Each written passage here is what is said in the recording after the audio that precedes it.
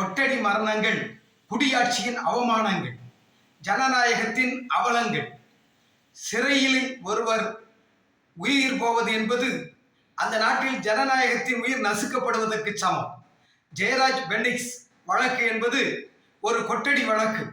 சிறை கொட்டடியிலே உயிர் சிதைக்கப்பட்ட அவர்கள் குடும்பத்தினர் இப்பொழுது 3 ஆண்டுகளுக்கு மேலாக அந்த மரணங்களுக்கு நீதி கேட்டு அலைகிறார்கள்.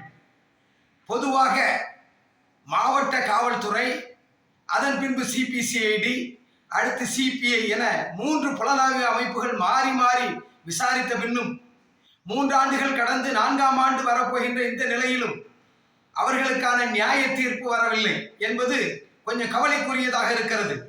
கைப்புண்ணுக்கு கண்ணாடி தேவையில்லை.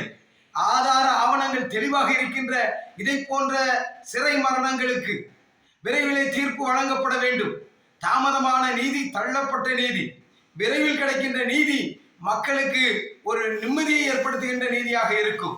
இந்த 4ஆம் ஆண்டு நினைவின் நாளை ஒட்டியாவது மதுரை உயர் நீதிமன்ற கிளை கூறியது போல, கடந்த மாதம் சொன்னது போல 3 மாதங்களுக்குள் தீர்ப்பு வழங்க வேண்டும் என்று சொன்னது போல விரைந்து தீர்ப்பு வர வேண்டும். அந்த தீர்ப்பு இனி யாரையும் சிறையிலே கொடுமைப்படுத்த மாட்டோம், சிறை மரணங்கள் தமிழ்நாட்டில் நடக்காது என்பதை அறிவுறுத்துவதாக காவல்துறையினருக்கும் அரசுக்கும் பாடமாக அமைய வேண்டும் என்பதுதான் அவரது குடும்பத்தினருக்கும் அவருக்காக போராடிய எங்களுக்குமான கோரிக்கை.